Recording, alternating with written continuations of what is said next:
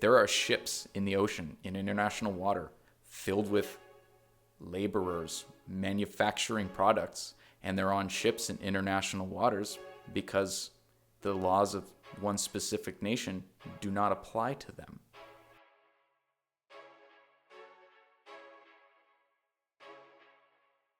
I was the silver medalist candidate for months, and I realized that the market does not want generalists anymore. So I rebuilt my entire career stack with that in mind. That's a good way to put it. I call it silver medalist purgatory. Ah. When you make it to like the final round interviews, and then there's a little technicality that for which you are not selected. That's the market's telling you something. Gotcha.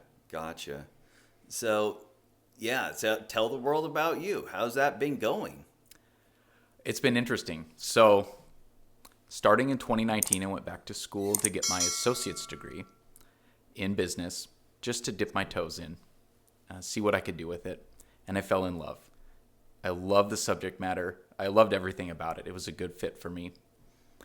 Got my bachelor's, got my master's, and I thought that would be enough to make me market ready. But I've learned quickly that's not the case. You need to specialize also in today's job market. So I'm actively pursuing my PL300 to add to my data stack, and recently got the CAPM Certified Associate in Project Management, just to kind of build a unique hybrid professional that's a bridge between C-level strategy and technician deployment of that strategy. Dang. So how's that journey been? It's been intense. Just last week, I studied so hard. I don't know if it was adrenal fatigue, if that's the right word, but it definitely forced some downtime. I like to study. I like to learn. And when the market is telling me to specialize, I'm like, cool, let's specialize. There are so many certifications. You can go perpetual student forever.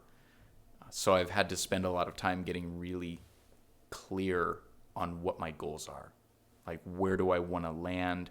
What's the perfect fit for who I am? So what are those goals?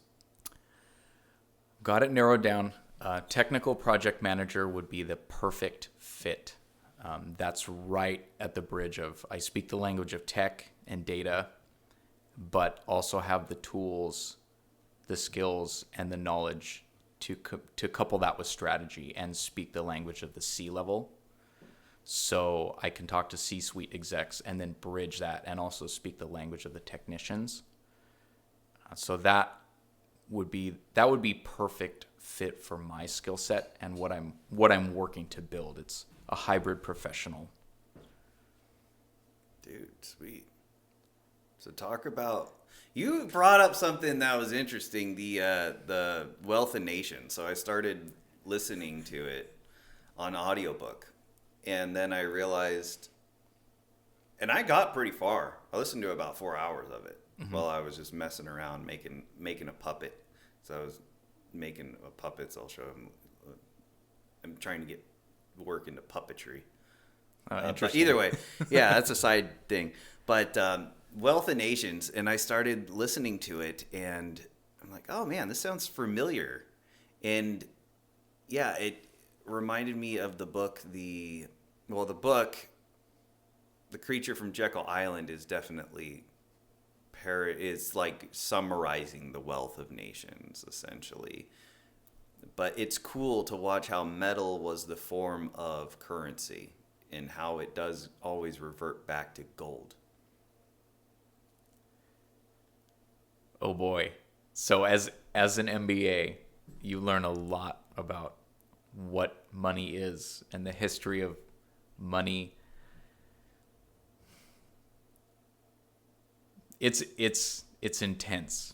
Like the original forms of money were seashells, right? And wood has been used as money, and there's the concept of money, like, is there inherent value, or does the value in the example of the seashells or like wooden tokens, Is the value of the money the thing? Like, is the wood valuable? Are the shells valuable? Or is the value, does it actually come from the effort that a human being went out and gathered those things and then brought them somewhere to a centralized location for distribution? Is that where the value comes from?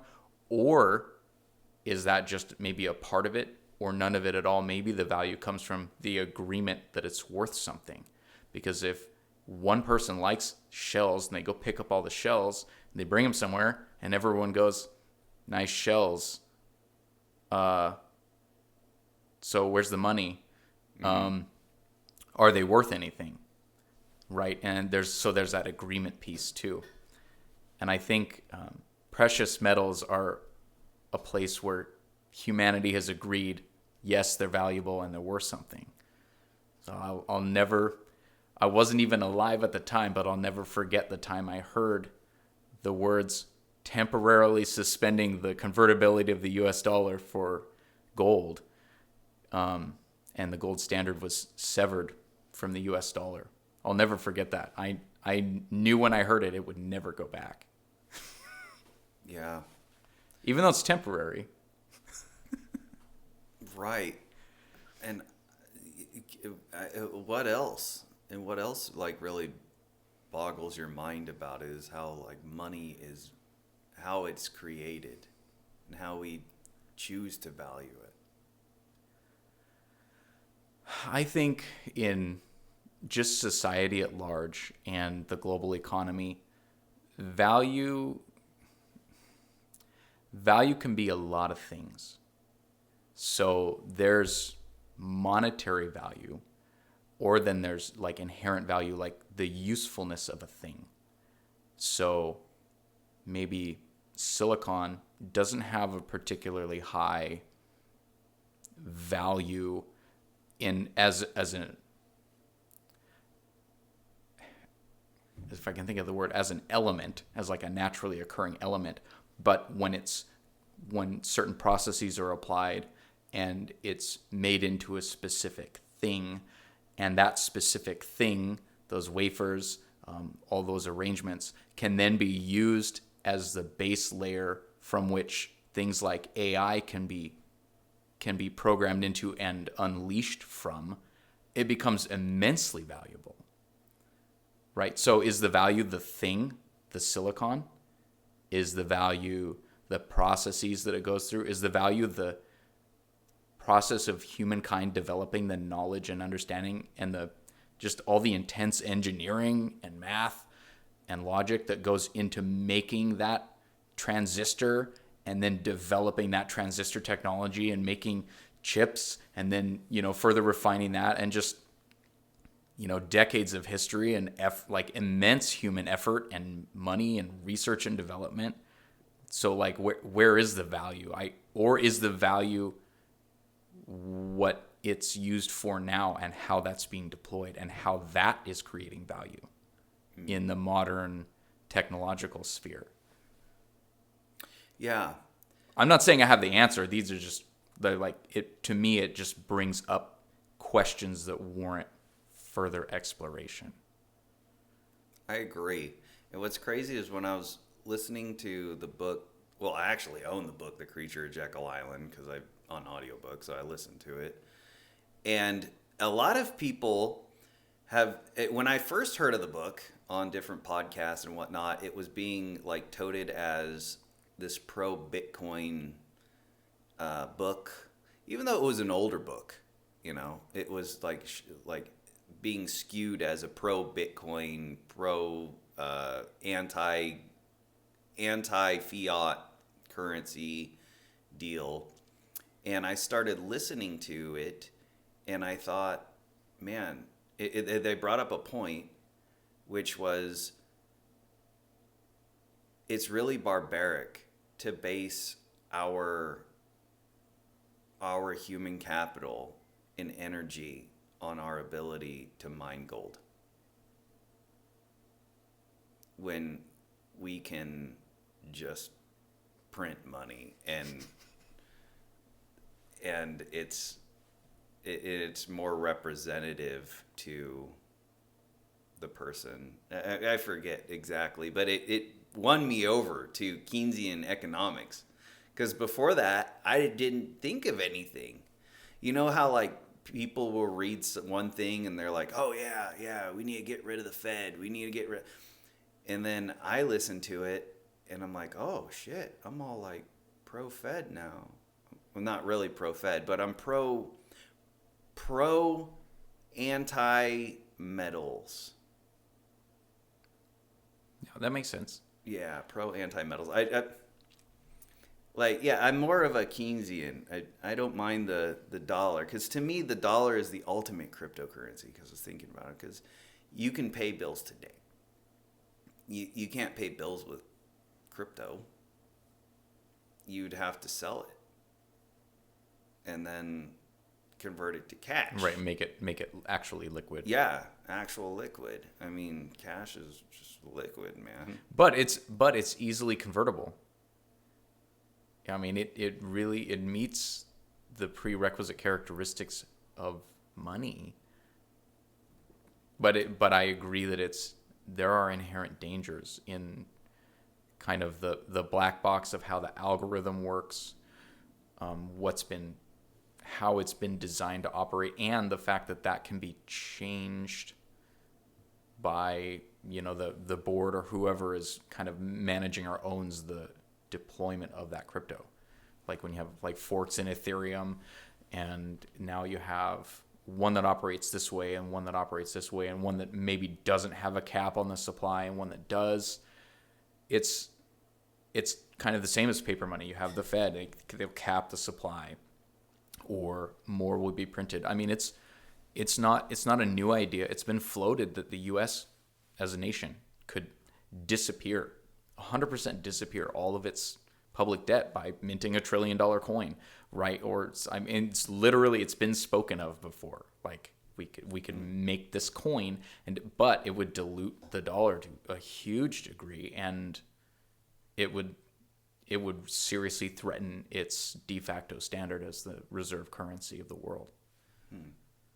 And that's dangerous for us. Yeah, yeah. And what's crazy is, and I don't want to be like too revelatory. I feel like I don't want to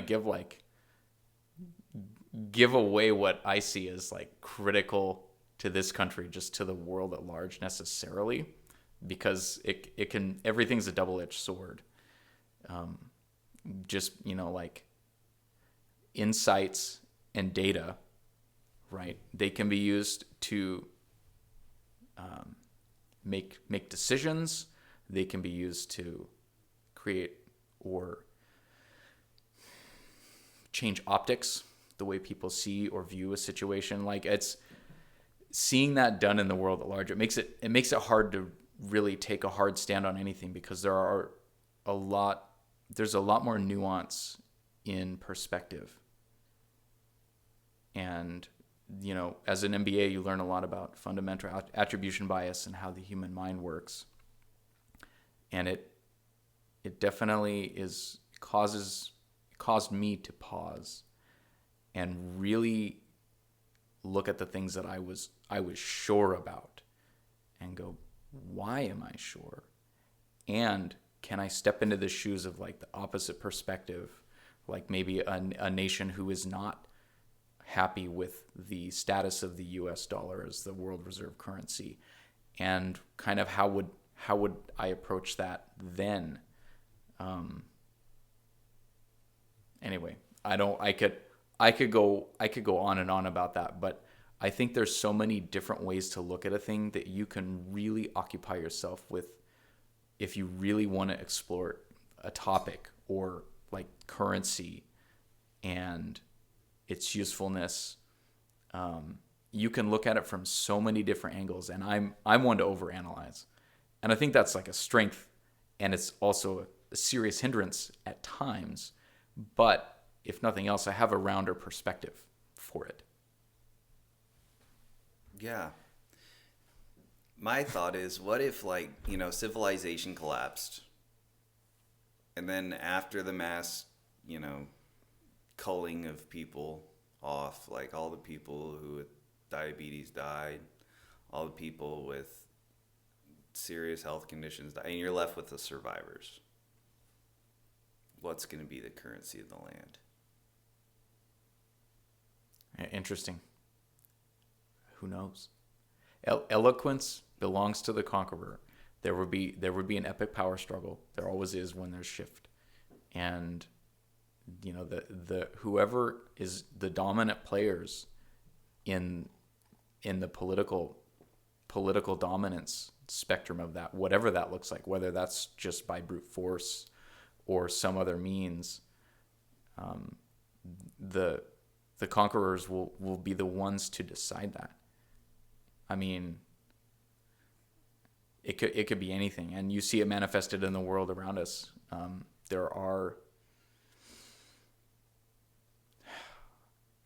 I learned about this getting my MBA. There are ships in the ocean, in international water, filled with laborers manufacturing products, and they're on ships in international waters because the laws of one specific nation do not apply to them.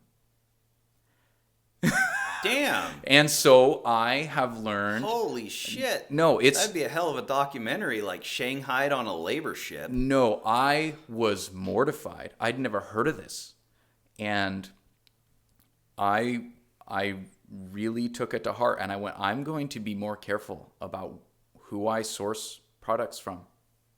Like across the spectrum, I'm going to be more careful because there are ways around regulations and barriers that are designed to prevent, like, just a big concern to me is just exploitation in the labor force in general. Like I absolutely detest how that can be. However, there's a flip side, and it's a hard pill to swallow too. Is there are places where having a manufacturing job where it would be abhorrent to an American to go, you got 10-year-olds working with industrial sewing equipment and especially on a ship. No, right. Well, or not on a ship, like whatever. And you go, that's abhorrent. But if you think about, like, that's from our perspective in other cultures and in other places, that may be an opportunity. That's stability. That's food on the table. That's not going to come from anywhere else. Mm-hmm. And that was a hard pill for me to swallow. Is okay. That's actually like, because I can't look at that and go, I'm okay with this, but there's a flip side to the coin, and I tried to at least mentally, because I can't step into the shoes of a 10-year-old in a developing nation. But like, what does that look like? And that might look like I'm taking care of my whole family. I'm the man of the house. Like, I'm creating opportunities. I'm creating stability for my family through my labor. Like, that's what I have that I can bring that is of value in the context in which I find myself. And it's intense. It's intense to think about that, and that kind of just disparity between, how I think a lot of us perceive our lives and the lived experience and perspective of others from other places. Like, there's a lot, and there's everything in between. Yeah, I had this guy from Ghana on the podcast back when I first started a long time ago, but he was saying how people in Ghana will work for years and never get paid. Yeah, because there's nothing to do. Like, they're working on the hope that one day their employer will pay them. That's Yeah. brutal. Mm-hmm. That's brutal, because that's the definition of exploitation from the employer standpoint. And from them, they're like, okay, there's no opportunity. What else can I do? Mm-hmm. That's hard. Yeah. That's hard. Okay, so I read a part of a book. I can't claim to have read the whole thing yet. I plan to. Conscious Capitalism. But what I took away from it is capitalism is it's one of the most potent tools for leveraging and aligning human effort for a goal. And if it's done with strict ethical guidelines that aren't just paper, aren't just statements to feel good, like look good for the press release, if they're actually upheld, it can be one of the most potent forces for everything that is good in the world. But if those ethical standards either don't exist, if they're misaligned, if they're predatory, I don't want to say the exact opposite is true, but I believe I could argue that. Like that certainly can come with a level of like atrocity or even just disregard for safety and human life that can manifest like it can manifest culturally in the organization, and people are working under a toxic culture that just cuts them down and gives them no opportunity and no hope, or incentivizes cutting corners, disregarding safety guidelines, and then something catastrophic happens. It's all connected. And if you can hold the line, if an organization can hold the line and maintain their ethical standing, like legitimately with integrity, I think that's pure magic. But it's that takes effort. It's tricky. And whenever, because the economy is globalized, you pull on one thread and everything moves. And so it requires careful monitoring, careful attention, and then, intelligent responses to those things. And, from one governing board to another, like as they shift and change, that can change their level of integrity or that framework. And not everyone will see it that way. And maybe there are market pressures, and there's an incentive to cut a corner or utilize a supplier that they in the past have rejected because of particular practices.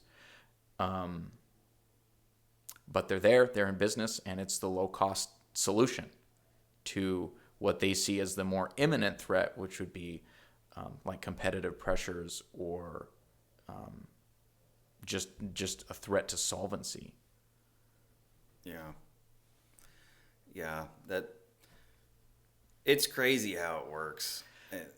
I won't pretend to know how it all hooks together, but I definitely see a higher level view, and I've learned enough to know that this is a big world. Mm-hmm. Humankind we've learned a lot of things, more things than any one culture or civilization can canonize. And I feel like what I know is that I don't know very much at all. And I think at the end of the day, I kind of am left with the know thyself. Like just learn yourself, like learn who you are. And then operate where you are with a knowledge of who you are, and operate with integrity, because there's so much in the world, and like I can't solve every problem. I'm working on solving my own. I haven't mastered that yet either. Yeah. But it doesn't mean I don't want to, or I don't want to think about like how would I approach X world problem or existential threat or whatever. I think about these things all the time. Yeah. I had there was a previous guest, Mike Magnolia. I hope I said that right. He's got his security protection company.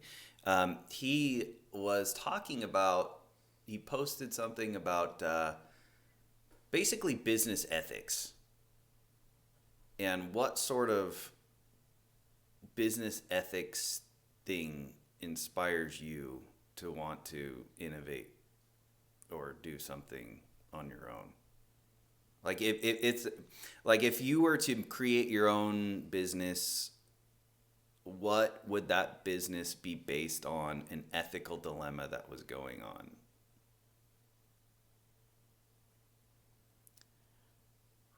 That is one heavy question. Yeah, it is a heavy That's question. heavy. That's a lot. That's a lot to think about. Like how I'm trying to figure out how it's possible to create a succinct answer, because I think that's a well-worded question.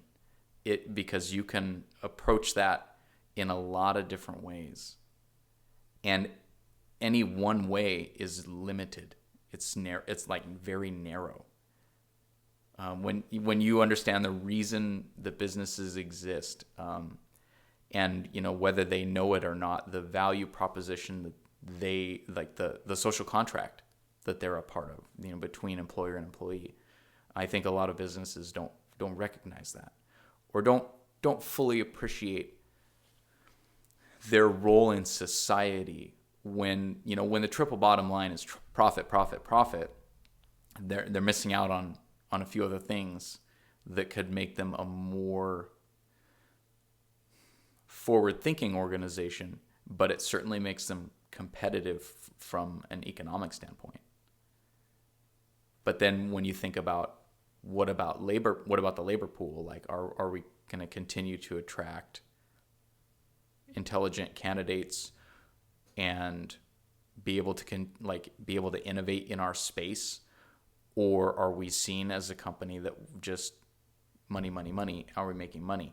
And because we're making money, we're attracted to investors. So because we're attracted to investors, I mean, it's all connected, and it's, for me, I haven't sat with it long enough to go, okay, like each separate thing, what would that look like? But I think it's all connected, and it all has to be part of the discussion in terms of governing the actions of an organization. And they're hard conversations. A lot of companies don't want to have them. They'd rather spend their resources doing other things, which I get. Like, is this delivering value? Like, how long is it going to take to yield a return on months and months and months of like philosophical style discussions versus just tactical decisions in the nearer term? So I think part of the balance that leadership has to strike is where do we look? How far ahead do we look? Technology's changing a lot. Like, we're in the midst of a revolution with AI, and the entire landscape is shifting. Even in the process of getting my CAPM, project management as a discipline, which is really well developed and very well canonized, in my opinion, by the PMI. Even that has changed a lot. And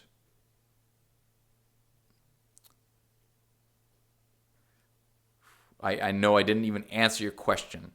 Like, I didn't answer the question at all. But I think to answer it, all that needs to be considered first to give it like a just, thoughtful answer. Yeah.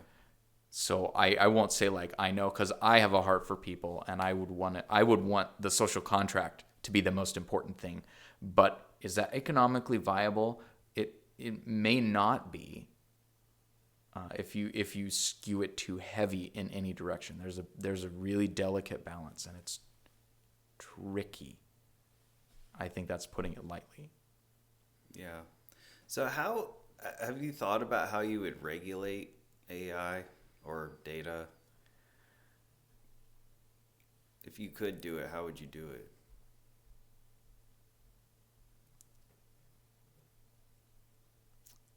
So I don't want to be painted in a weird light here. The optics of this could be skewed in about any direction, but I believe that regulation has its place. But I do appreciate the stance that regulation stifles innovation.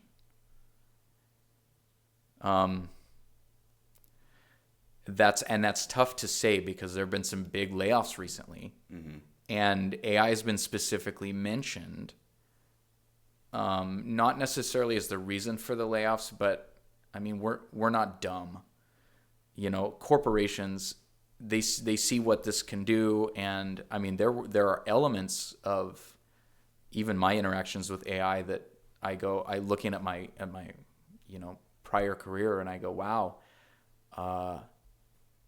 it was better than the best of us on our best day, and it's always on 24/7, ready to go, and the price is right. But then you have examples, which will remain nameless, but I think they're top of mind. Organizations that leaned a little too hard on it, and they got burned in really public ways, which calls into question. Okay, so where's the line? Where's the line between governance and trust, especially when using experimental technology, but it's developing really rapidly. Personally, I think organizations should be left, this is hard to say, but this is a personal opinion, that they should be left to decide internally how heavy they're going to lean on it and for what purposes. But I believe it's incumbent on them to develop their own internal governance to keep things in check, and really to be concerned with their position in society and that social contract, and not. I did a thought exercise with AI and said, okay, what would happen if 30% of the U.S. Service industry, I just left it at service industry, went full tilt with AI adoption and automated every process possible and took as many humans out of it as it could. And there were a few hops in between, but the ultimate result was like an apocalyptic event.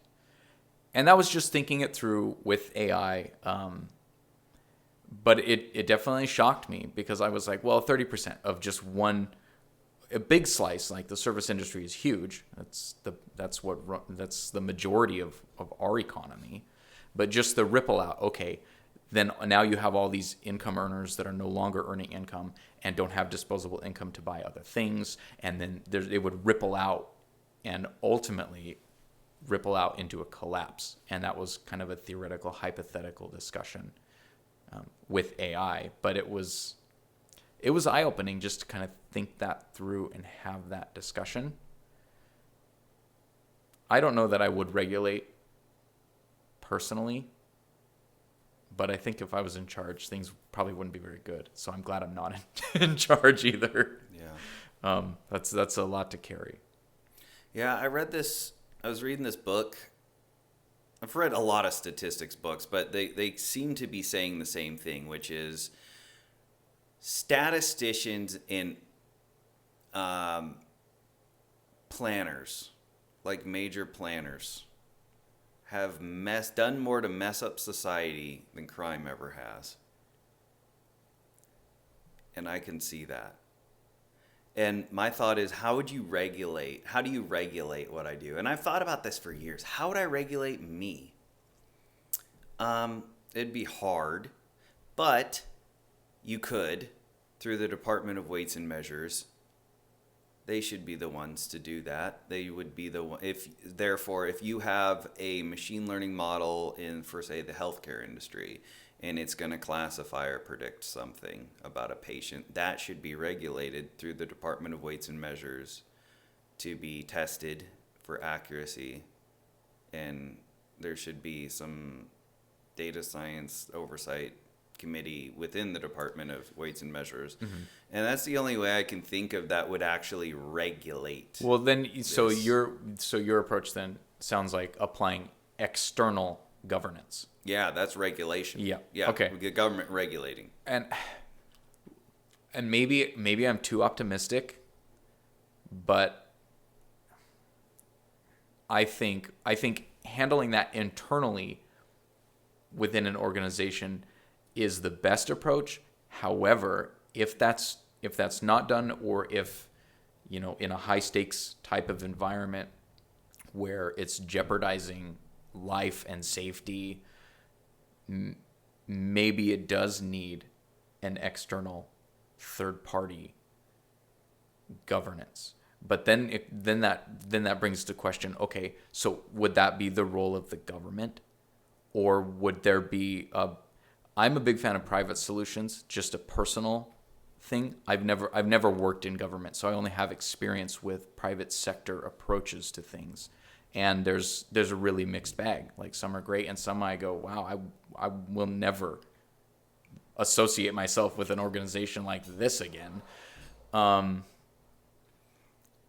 So would it just be a requirement to have a third party validator, or would it be, like, or even like create a new department, the data governance, data governance institute, have the DGI in the departments of weights and measures, yeah, or whatever. Like, I mean, that's an interesting thought. Yeah, it's one I've been stewing on for a while, because for years I thought, how would I regulate me? And I didn't know how I would regulate me. And then I thought, well, you only need to regulate machine learning models that are making predictions on people's lives that are a major effect on their lives, not marketing. If they're gullible they want to fall for it, they should fall for it. But yeah, it's really, really interesting, the world of, but it's cool. And I feel like there's this wave, and right now it's cresting, and we're like a good wave, and we're about to like shoot the curl, shoot the tube soon enough. I'm seeing this big population of baby boomers. They're going to be dying off soon enough. And how many baby boomers are still working? That's a good question. Now, I mean, I heard this one labor and statistics report saying that like most of our manufacturing is ran by people who are 55 and up. That's interesting. Yeah. Well, they have a work ethic that's I think unlike any generation that came after them. I think part of it is we have our cultural perceptions are skewed by the generation in which we find ourselves. So I'm a voracious reader, and I pick up on really subtle things sometimes that I don't even think were intended to be like a central part of the story or the narrative or whatever. But just picking up on like the greater context in which a person's thought processes are happening. So there are people who find their worth in work. And when you can't work, now you're like no longer a worthwhile human being. And there can be all kinds of motivators to just work, or you see what you do as something that's integral and you love it. So why would you stop? Like, yeah, I'd do it even if it was for free. So why not just get paid for it and just keep doing it?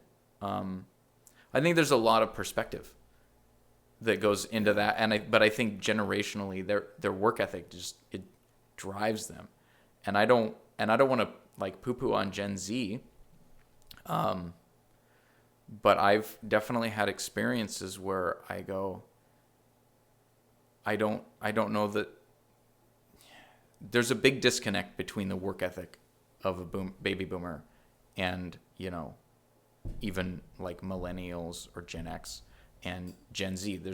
There are some big disconnects and shifts, and I think part of that's technologically driven. Like, what's AI going to do to Generation Alpha? I mean, jury's out. We're gonna learn as we go. We'll see how that shakes out. I'm really curious. Trying to be like optimistically curious about what that's going to look like, but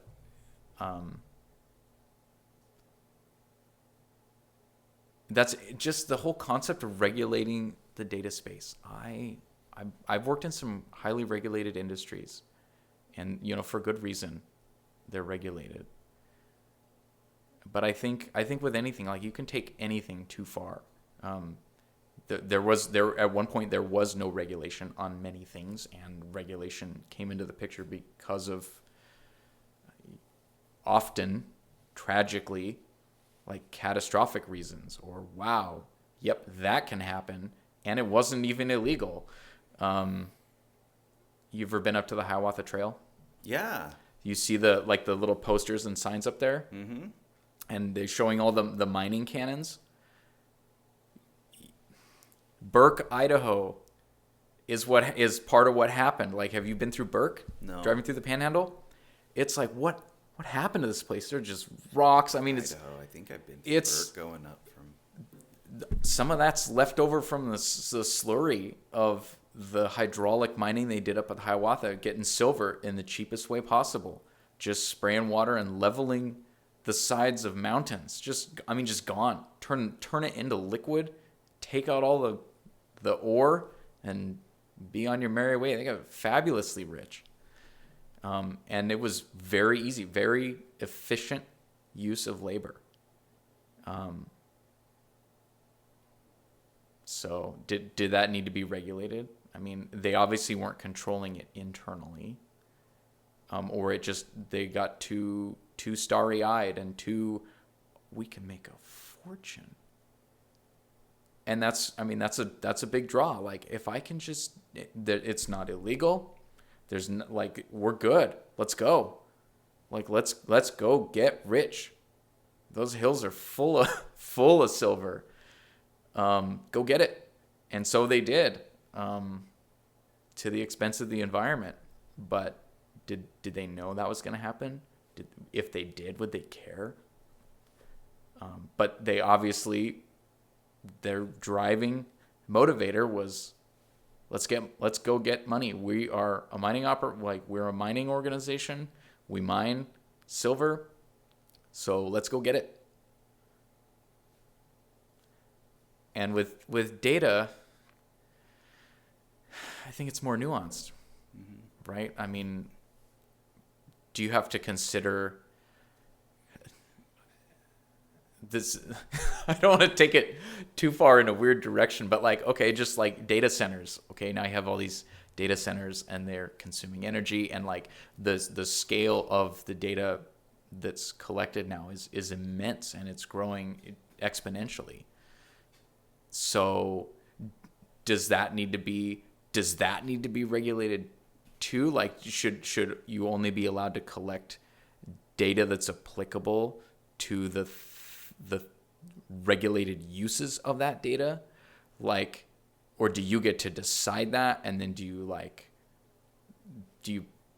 I don't want to say the words because I hate it, but like, do you buy licenses to have an extra petabyte of data?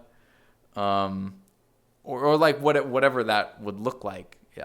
Oftentimes it does get pay to play with, especially with big players. And maybe it's just a perspective being in this state, because there are a lot of data organizations, data-driven companies, and like that are central backbone. So I don't know. How would you like draw the line between what are we regulating? Just what aspects of the data would you regulate? Like the size of the data, the way it's collected, or would you like regulate all of it? I know it's a lot to say. Well, the data that is already being regulated is healthcare data and banking data. Like PII. Yeah, that's regulatable. Why? Because people can use that for nefarious reasons. But it's interesting, like what you brought up with the schools and the pictures, like the picture film, like the photographers and posting on a public website, and then everyone can see where, they can see this information that was not private is now public. And then again, that happens all the time because we exchange privacy for optimization. and you're going to see that a lot. And how do you regulate data? I don't know, but here is a trend that I just became aware of. The value of data is going up. Oh, without Way question. up, and this is why the large language models need more. We've already used up the entire corpus of text in the world, like that they have. I mean, they could get more. I mean, they could get more info on you. They could know the whole life story of Josh, but they need that data. You don't have your life story out there. And even if this is in a podcast, they would still have to take this video, get transcription only, and clean that transcription, put it in a category called Josh Eisman. Did I say that right? Yeah, good. Yeah. Close enough. We're good. Well, what is it? I mean, Eisenman. Eisenman. Okay, it's Josh all- it's all Eisenman. good. And then continue to pull and try to collect all that on you. Pull and clean and tabularize that category of you, which is very difficult to do. And so a lot of people suffer from the illusion of completeness and the fantasy of control. So they believe that somewhere in the ether there is a complete story of me. And no, that doesn't exist. It's siloed, it's compartmental, it's siloed and dirty. And the only thing that's keeping your data safe right now is corporate greed. Can you elaborate? Yeah. Corporate greed is keeping your data safe. So the people that are out there aggregating your data or collecting your data, they don't want to just give it up. They aren't going to give it up. They'll sell it, but they won't give it up. And the price of the data is just going to keep going up. And you're going to watch as the price of the data is increasing in these data marts for real-time customer purchasing behavior at Walmart or whatever. All these things that you can buy at a premium for a subscription. Which you need for mass customization, which is like the next trend. I mean, you can customize prices based on what you know a consumer will pay. And that's ethically a sticky wicket, but is it patently illegal? No, not really. They do it by market channel. You can price by market channel. Like if you purchase X product via one channel, it's one price. If you purchase via another channel, it's a different price. But now it's based on having access to reliable data. It's possible to now customize the price to this, the specific viewer of, just for the sake of argument, an ad, or the specific viewer of the catalog online. Okay, this is the price I see, and am I going to accept that or not? And they can,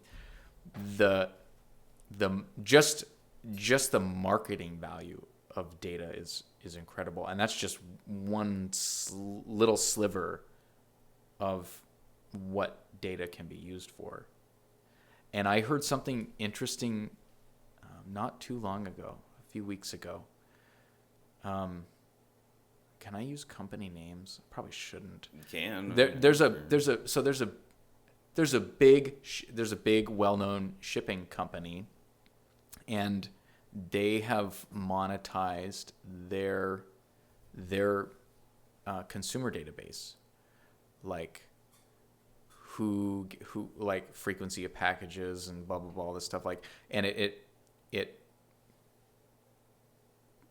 can be used to help really dial in the shopping trends of particular households, and it surprised me.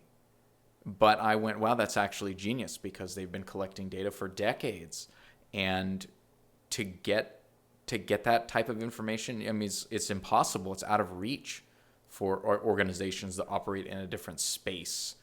and are direct competitors. And, not every organization ships its own products and drives them to your door. Like, that's not how it works. So that they have all this data, and it's immensely valuable. And then that kind of expanded my mind about, what is out there? I started looking for some personal projects, was looking online at, like, where can I get access to certain data? And there's like Kaggle and, the BigQuery public data sets.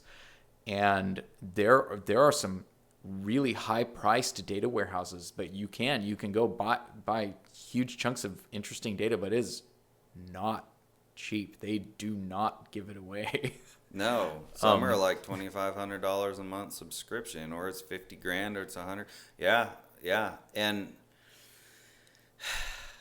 yeah, I could talk a lot on that. Snowflake is one of them. I remember when they IPO'd, they kind of went like that. But yeah, Snowflake. I was talking to Snowflake employees. Actually, Snowflake sponsored an event I went to in Seattle a few weeks ago, and they were talking about the world of data storage. But you know what they talk about right now is this GDPR. And they're all worried about this European shit. And I think, well, I'm not worried about some European boogeyman trying to regulate me. Last time I cared about European regulations was 1775, and yeah, and they just throw out GDPR so nonchalantly. But then again, a lot of these guys were international because they brought in international people. And I guess if you're going to be doing business with Europe, you need to follow their GDPR bullshit. Multinational corporations are some of the most nimble creatures on the face of the earth.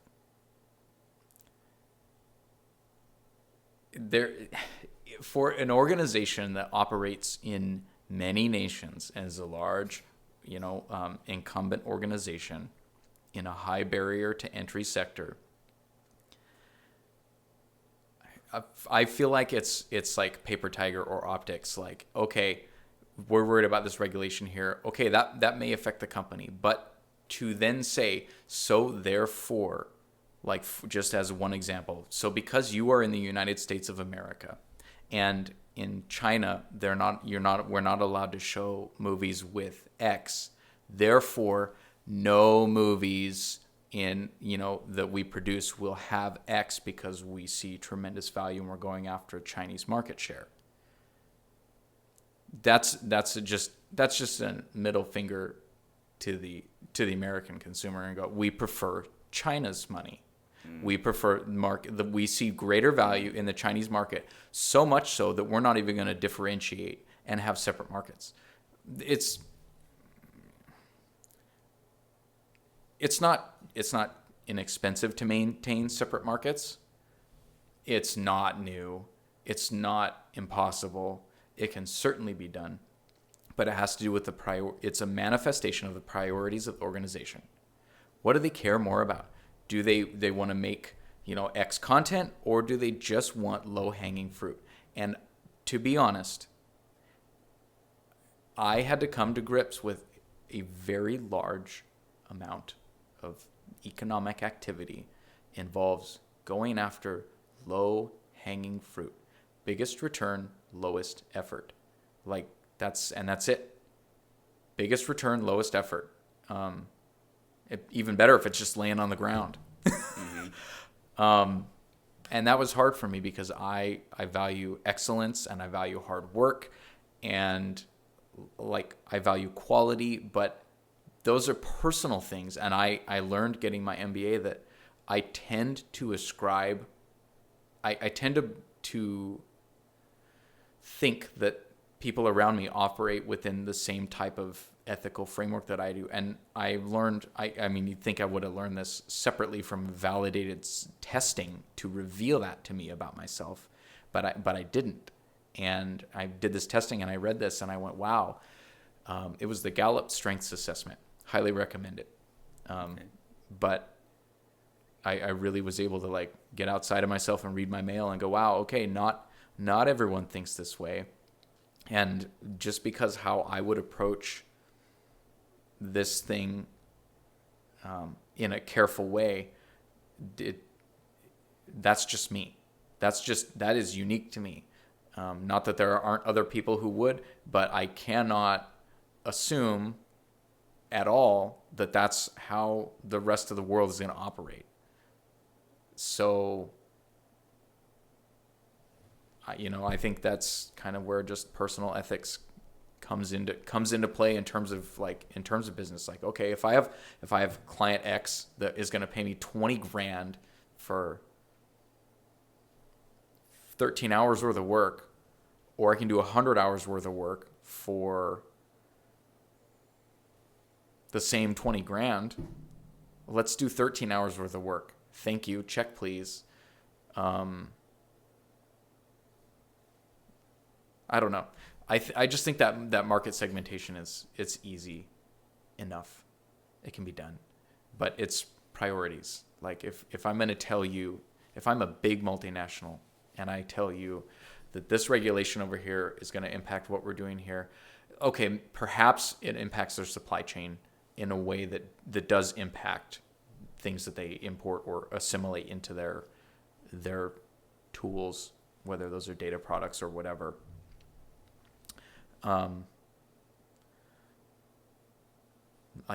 Maybe it does, but if you can't make specialized things for each market, then you're just prioritizing one market over the other. Mm-hmm. And that may be way oversimplifying. That's based on my limited understanding. I have never done business in Europe, so I don't know if European regulations say that that this regulation applies to anything your organization produces. Like I don't know about the reach of their and how that works. Like I'm not a lawyer. I'm not a corporate right. I think it's just a boogeyman. But I think a lot of fuss gets made about things. And honestly, at the end of the day, it's hard to swallow because I think sometimes it's just a ploy to like, oh, now we need taxpayer money to navigate this XYZ thing. And so it's just an extra revenue stream. Like they get a return on the fuss they made. That could be. Or grant money to like work around it. But to be fair, yeah. Why spend your investors' money on navigating something when you can get taxpayer money to do the same thing? That's your investors want to see that. Like that's good. You're not using our money to do that. You're using other money to do that. And we get the return. Like, let's go. So I don't know. I like to invest and I like to see companies that shepherd their investor money well. But as a taxpayer, like I occupy more than one space. I'm like, okay, well, do I want to see government grants used to help XYZ company navigate this regulatory space? Like, I don't know. I have problems with that, but maybe there's a space for that and there's a reason for that, and maybe it makes more sense. But I think it just comes down to priorities. Like what are you prioritizing? There's in sectors where there's lots of competition.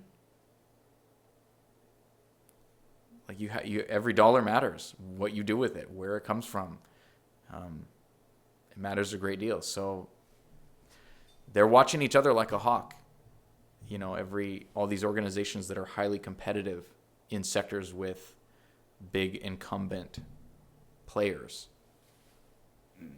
So anyway, I could go on and on. Like it to me it's nearly endless. But well, maybe you made me think. Maybe the GDPR is just so that American or multinational corporations will have to hire European attorneys or advisors and European consultants in order to be compliant with this GDPR bullshit.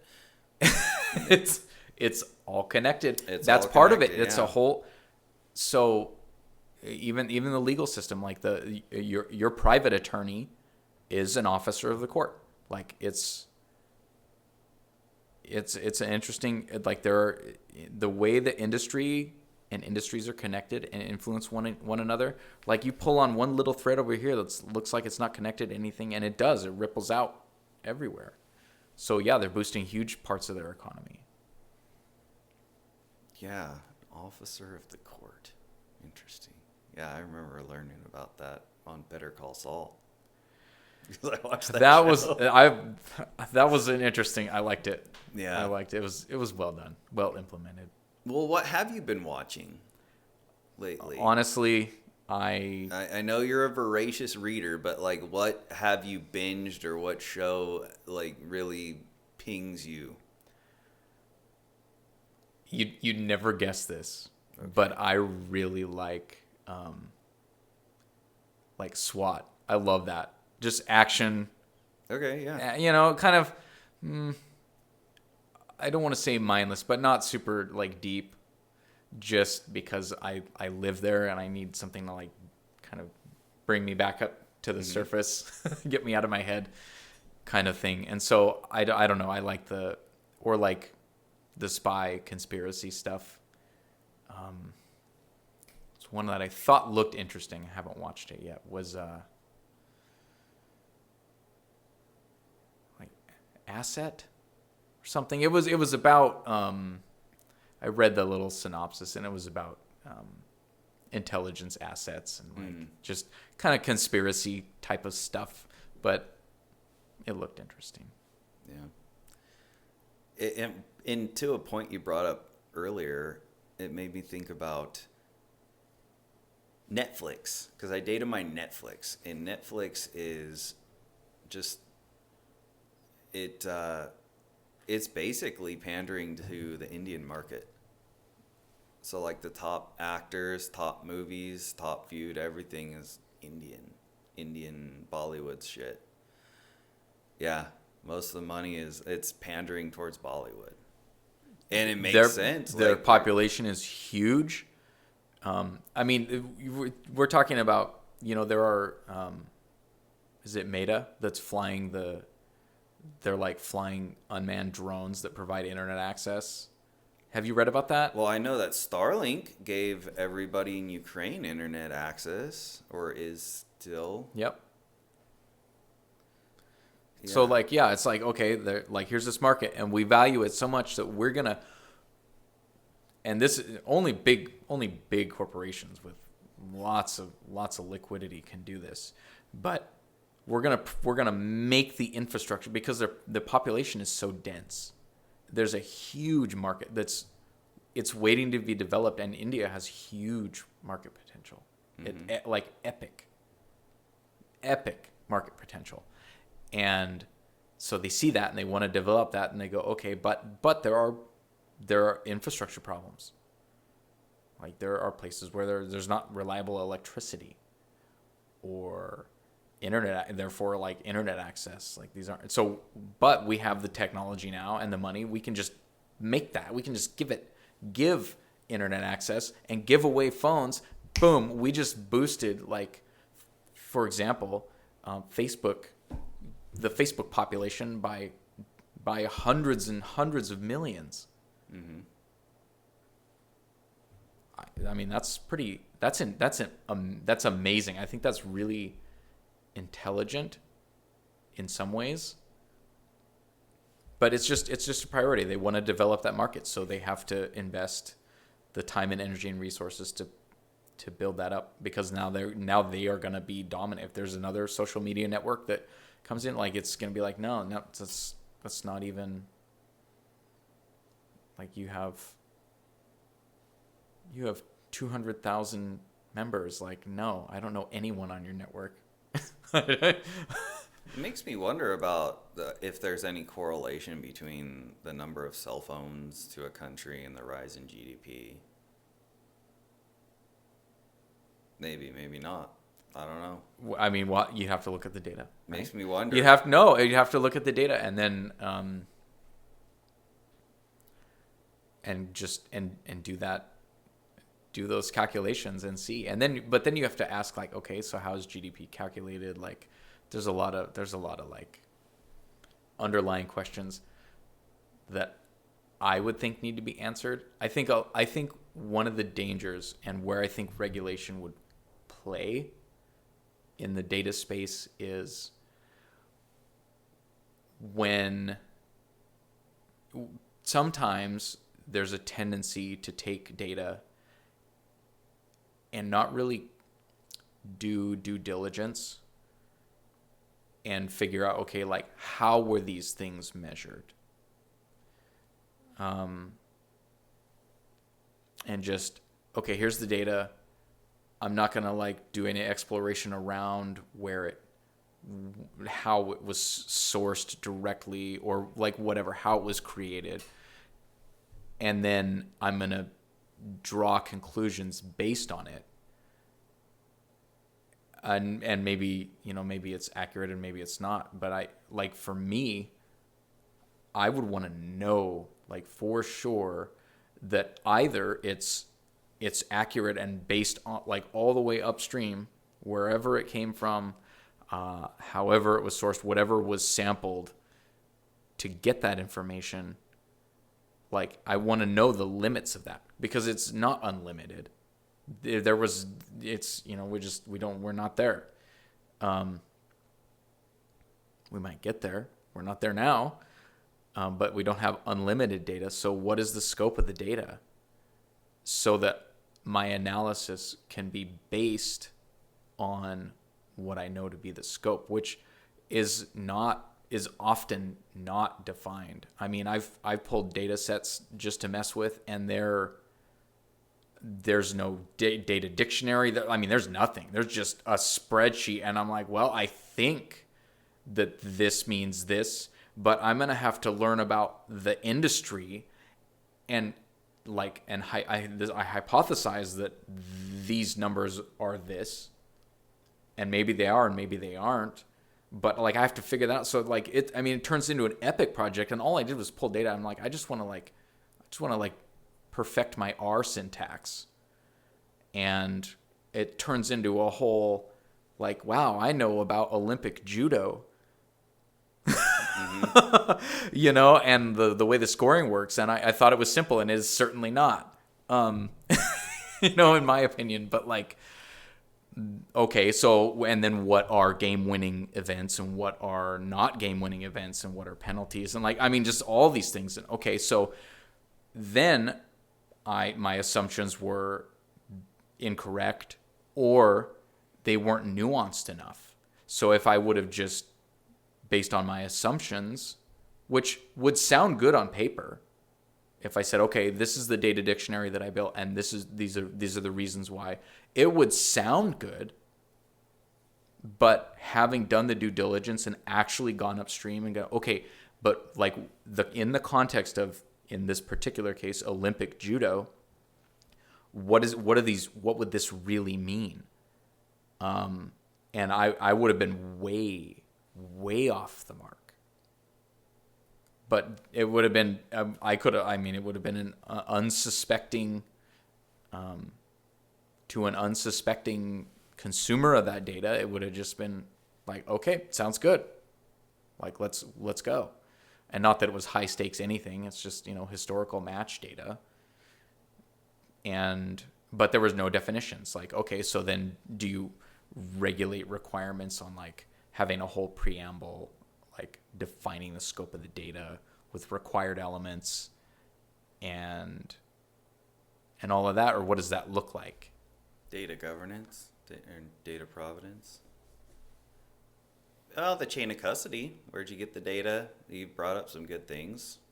The data dictionary, and making sure that you define the variables. When I pull data now I don't even... Okay, let me start with a Warren Buffett quote.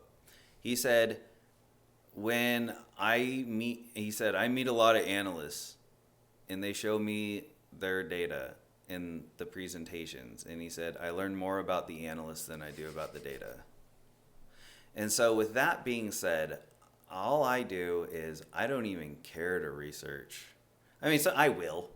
for my own personal thing, like what's aware mean? Like if I'm researching something, and you learn a lot about the industry too. Yeah. But I try not to get too into the weeds of it,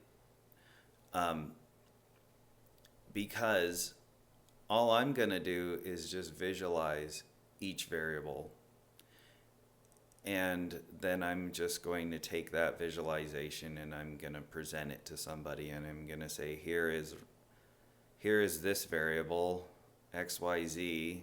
It could be a genome, it could be a whatever, it could be a, here is XYZ's frequency over time, or here's XYZ against this metric. And I just show it. So I'm like, look at the graph, it goes up to the right, down to the left, left skewed, right skewed, and I just describe the graph. And it is the job of the person you're presenting to make up their own thing from it. All you do is show the raw data and let them come to their own conclusions.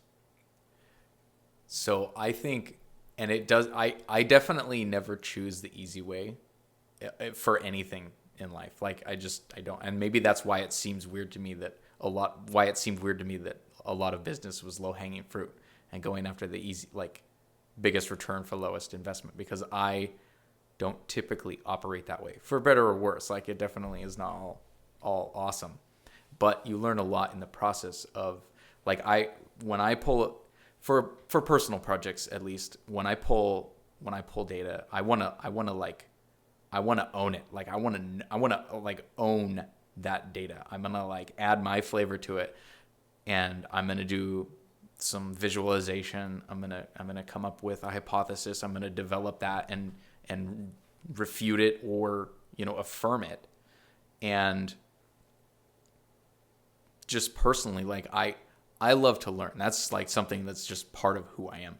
And I love to learn. I'm like, oh, cool. An excuse to learn about something I don't know anything about. Let's go. And then I can develop what I believe is a higher degree of competence about the data itself.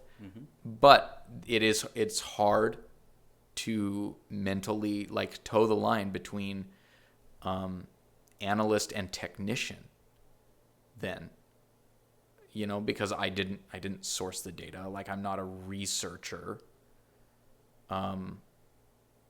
Well, you did the of the ETL. You did extract. If you've pulled it from a database, you extracted it, transformed it, and during the cleaning process, and then you load it into a dashboard, ETL.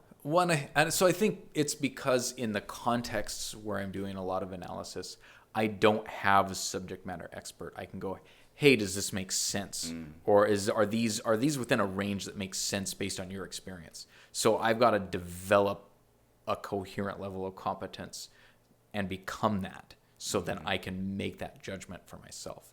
But I think in the context of like an organization that has a high level of data maturity, and that's another thing I almost don't even want to get into in the local space, but there's a lot of misconception about like what data is and what it can be used for, and like how it can be leveraged to further the strategy of an organization, or affirm the strategy of an organization, or even tell an organization like you need to change course. I think there's a lot of misconception about how it can be used and in what ways. Oh, the camera turned off. We're running black right now. That's fine. But that's fine, because my older podcasts, a lot of my podcasts do that. It'll just go until it goes black. And then just the audio runs on. Yeah, but it's cool. It's cool because when the camera's off, because it overheats, that's why I have to get a new adapter for it so I can plug it in so it runs continually. But when it's off and you start talking like this, it feels different. Yeah, right? No, so you're now not. The real you're not conversation comes. Right. So okay. now you're like, I'm okay, not, now I feel good. Worried about my nose hair. Take off the damn hat and shit. And Yeah, but this is fun. It's going good. What was I gonna say? You said a bunch of cool shit. Made me think. Oh, I forget. Whatever. Yeah, But yeah, all but good. something about data. Oh, did you know that silver is self-sterilizing? And that ancient sailors, would put it.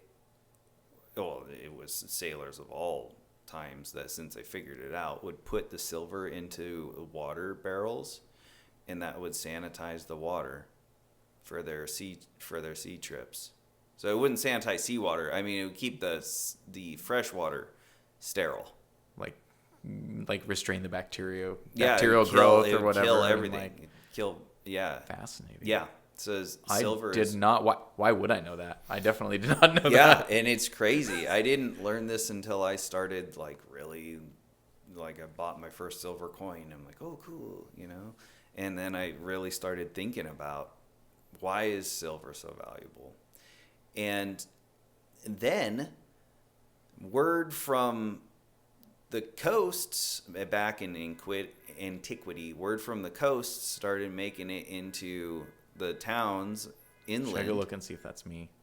Never mind. Oh, and they're like, hey, we hear that these sailors put silver into their water and it sterilizes it. What if we all took a silver coin and threw it into the well and made sure it's sterilized? And they're like, the fuck? I didn't gotta throw my. Okay, sure. I wish this water won't get me sick. Bloop. And then over time, they're like, man, we aren't getting sick anymore. And so you can Wow. find major silver deposits in these ancient wells. No way. Mm-hmm. That's the wishing well. Is that where that Yeah. came from? Yeah. So I've thrown people so in the many community- coins into fountains as a kid, so many. And I used to go, man, I wonder if somebody just gets down there and dredges it at the end of a couple of years and comes up with, $700 worth of coins. Oh, I bet certain places do. Did you ever go to the mall at U City? Yeah. Well, I've been to Universal City. No, UC. University City. It's Oh. it's here. It's local. It's not. It's Rosars now. Oh, okay. All right. Yeah. I'm dating myself. That was a while ago. Damn. Do you know brass is self-sterilizing? So I did know that hospitals will use certain metals on the door stuff. I don't know if it's copper or something, but for that reason, it doesn't pick up and transmit bacteria and viruses in the same way as other surfaces might. Mm-hmm. So I knew that, but I didn't know any specifics. I knew there were certain things antimicrobial properties of certain things. But so it's the metal itself that doesn't. It just Yeah. can't. The bacteria don't stick to it, or just It radiates a specific frequency that kills. That's wild. That. Yeah, that's why it's a precious metal. That's wild. It's precious. They're like, shit, this shit sterilizes water. This is valuable. Because clean water. Yeah. Put a price tag on clean Yeah. water. Interesting. Right. Really interesting. Mm-hmm. Is gold do the same thing? I would assume so. That's fascinating. What's interesting about gold is it doesn't corrode as bad as silver, though gold gets corrosion, but silver definitely will corrode if you leave a silver coin or silver spoons. Right, they tarnish and Yeah, so you have to always polish them and whatnot. But that's just, is that corrosion or is that just like a patina? I don't know if that's the right word, but just coloration. I guess It's from the sulfur in the air that causes the silver to corrode. so. Is that way when they find? Because I guess if you think about it, if there's a shipwreck from, centuries and centuries and centuries ago, you can still find the gold and it's still gold. No, actually, funny you brought that up. A guy just found some multi-million-dollar shipwreck in Florida this year, and I was watching it, young guy who went out scuba diving, and he showed the gold bars of all the gold, and they were black. Okay. They were all corroded, probably because they were under the sea. But they're still gold. Like Yeah. it's like Yeah, he once was they down- just remove all that, it's he was down there with a metal detector. no way. Yeah, underwater in Florida. It's pretty cool. It's wild. I wonder if I wonder if where they trace the origins to. Like, is that Spanish gold or? Well, no, they knew about the did he- shipwreck. Okay, so that's why he was there. Yeah, He knew about the shipwreck. Yeah, and he it knew was like, about it, okay. and He's was a treasure hunter. yeah, he's a treasure hunter, and he finally found his treasure. Score. Yeah, That's Yeah. What? That's so cool to be like. What do you do? I'm a treasure hunter. Check this out. Today's payday. Like, just like my whole career has been completely. Like, I don't know what his success rate was like before, but how cool. Like, when you get a payday, it's like set for life payday. that's Just how one. I just need one payday. That's how I feel as a data miner. You come across some really good data sets. You're like, oh man, this is kind of cool. That insight that everybody that is like worth its weight, worth its weight in gold. Interesting. Yeah, no, I like that, and I think that's kind of where we're at. I mean, that's AI. Everyone's trying to like, okay, like what kind of insights? It's like, I think that is the new oil. Data is the new oil. Yeah, For sure. Like, what can we do with it? We can do all kinds of things with it, and then the product of that. Then what can you do with that? Then you can make decisions and change gears and direction in intelligent ways based on that. And what's the value of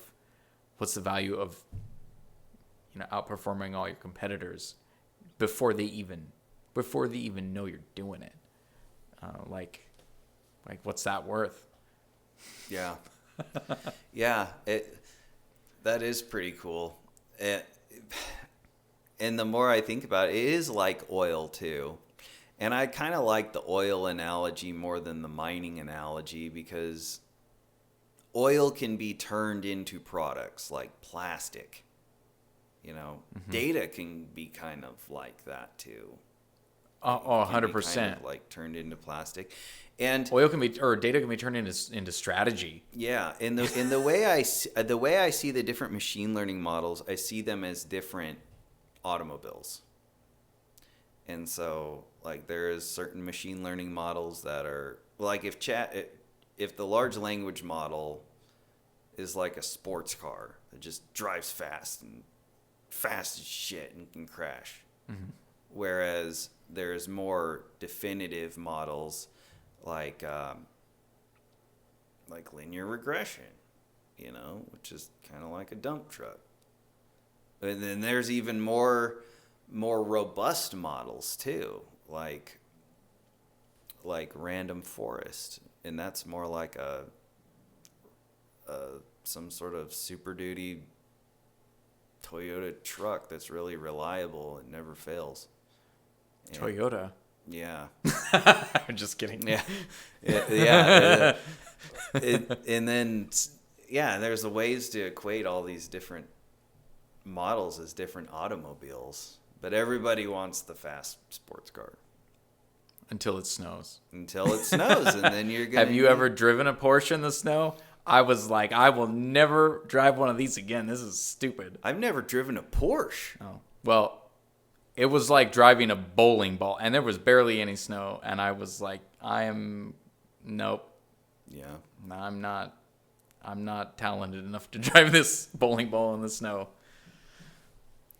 So how did you end up here in Spokane? I was born here. Oh yeah, that's right. You're born. Yep, I'm a world traveler, armchair traveler. Give me books. Well, cool. But you made me think of something. If people are watching things, how are you going to be watching the movies? Like, what are Americans mostly watching now? My guess is it's YouTube. But where do you go to watch movies? Would you say YouTube or TikTok? Well, TikTok, yeah. Short form content. I mean, what was it? I don't remember how many years ago, but Meta was like short form. We need to focus on short form content because they could see that was where it was shifting, and TikTok really made that clear. Like, people love the short form, bite sized content. But you're talking about like where people watching actual like full length feature film type of movies. Because I'm watching. Because there was a film that was recently filmed here in Spokane called Train Dreams. I did not know that. I know. Right. I mean, what a place though for a film with that name. Perfect And spot. it will never be shown in a major theater. It'll be shown in Moscow, Idaho, or someplace so like that. it's indie.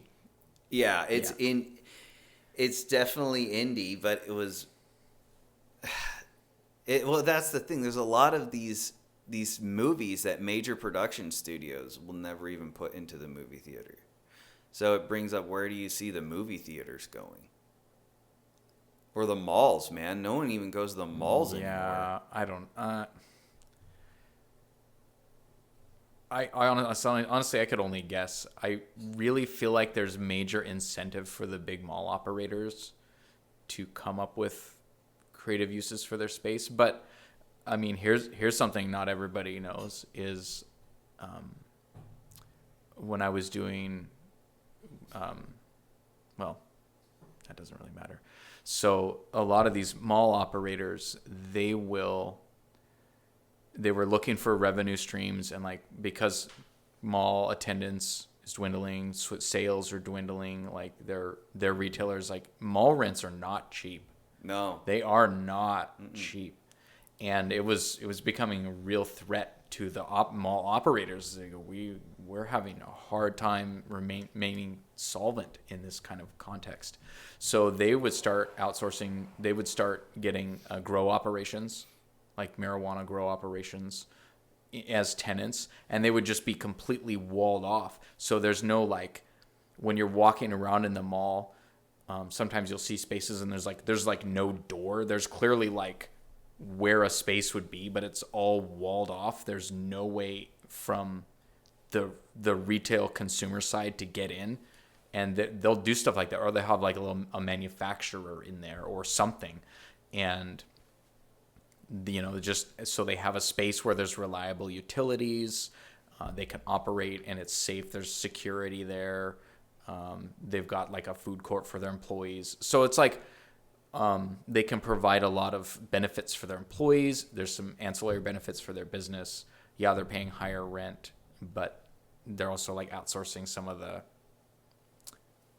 the things, rather than having like a warehouse in the middle of nowhere and their employees are like, I just want a burrito, like something. There's like nowhere to go for food at lunch breaks. And it just becomes a sucky place to work. So they do that because there's a lot of things around the mall environment that will benefit their employees. So I don't know. That's just one thing. But movie theaters, because a lot of them are in malls, like, I don't know. Does that change anything? Or Dude, like AMC stock is below $2 a share again. Well, okay. Redbox and then Netflix. I mean, they just eviscerated the market. I think there's lately I've been really big on the idea of reducing friction in tasks, and I really notice when I do business with an organization or company, and if there's a lot of friction as a consumer, where it's like, man, I got to do this, and then and compare that with an experience where Shopify has done a really good job with this, where you, the buying experience is like, just like frictionless. Like, you add it to your cart and you like click maybe 2 other times and you're done. Like, they've really narrowed it down. And if you have your data saved, you don't even need to enter your credit card number. Like, it's already in the Shopify ecosystem, and you don't have to even log in. Like, it's all there. Or I did business with a local company, and they did a really nice job. Like, most flawless customer experience ever, from the initial call to like, and I was like, I don't know, this could be this could be made a pain, or it could be like logistically a little difficult. And they had it dialed in, and I was like, wow. Like, I was really impressed. And especially when you've dealt with the opposite, where it's like, okay, we got to schedule this thing, and then like you show up, and then you got to like, you got to wait around, or they have to go get a part, or like, not saying like nothing ever goes wrong, but I really, as a consumer, I notice that friction, and that matters to me. I don't want that. I hate that personally. I'm like, I don't want to, like, you want to say it's the cost of doing business. That's great. I'd rather just not do business if it's going to be like, if there's going to be a lot of friction. And I think Redbox and Netflix have taken so much friction out of that. And like YouTube, like when I want to watch a movie personally, like I'll just go rent it on YouTube. Nothing to it. Couple clicks and I'm there. Like, I want to get in my car. I want to pay Washington State gas prices to drive myself there. I mean, that's a lot of friction for me in my life. Like, I want it convenient. Curbside pickup. You're reducing friction. You don't even have to walk down the aisles of the store to get your groceries. You just order it online. Super easy, and then the friction is getting there, getting in your car, and loading it up. You don't have to walk around in the store, which I hate. Some people enjoy that. I hate it. I just want my groceries. I don't want the shopping experience. I hate shopping. But that's just me. It's an experience on its own. I can see that for you too, especially with the young kid, because every time. Well, he loves shopping. Well, anytime, yeah, he loves shopping. That's why taking kids shopping at Costco is the best, because it's like, man, but it's almost like a fun event for taking kids shopping at Costco. That's why I like Costco. But yeah, it's like a million times harder with a kid, even a toddler or a screaming one, and trying to get him in and out, and then they're shitting themselves. Well, it's like everything is 3 times longer. Yeah. Oh, yeah. Just to even travel, because you gotta stop more. You gotta, pain in the ass. You use the potty. You finally get to the theater, in our theater example, right? And you go to use the bathroom, and then the gauntlet of the concessions, and you're like, oh man, I guess we're gonna get a $12 box of Skittles, for the love of God. Yeah. It's just stuff like that, and like it's an experience, and like, and maybe it's because I'm older, I don't value that as much. When I was younger, I appreciated those experiences more. Mm-hmm. Now I'm like, I'm doing my own thing. I'm busy. I'm occupied. I'm doing things that I consider meaningful, and I don't want to go shopping for groceries. I just want my groceries so that I can continue to do the things that I'm pursuing, and like to develop myself and my own skills and do what I consider meaningful work. To me, shopping isn't meaningful. Like, yes, having food on the table, that's important, especially when you have a family. Like, I mean, if it was just me, sure, I could probably just do the ramen with the sprinkle on top, like eat it dry, like whatever, and drink some tea, wash it down, and keep going. But you have to have a balance. Like, you can only push that so far before you burn out. But I don't like friction. Yeah. Just that friction. And so I think if they can if a theater, it would be cool to look like a virtual theater experience, where you're like VR, except you're like, it's really like you're sitting in there with like real other people, but you're in your home, so you haven't. I mean, we're okay. $5 a gallon for gas. I don't want to go anywhere that I don't have to, especially when I can just go on YouTube and rent the movie. Like, I'll wait for it to come out. That's fine. And the floors aren't sticky. Like, cool. But to be fair, I feel like theaters have elevated that experience. Some of them have those like very nice seats, and there's some stuff. They have premium sound, and like all the. I don't value that personally. Some people do. I used to. I don't anymore. I'm getting old enough now. Like, I want thundering, loud, like whatever. I just play music on my headphones and keep it to myself and just, jam out until I've had enough, and then I'll get back to what I was doing. But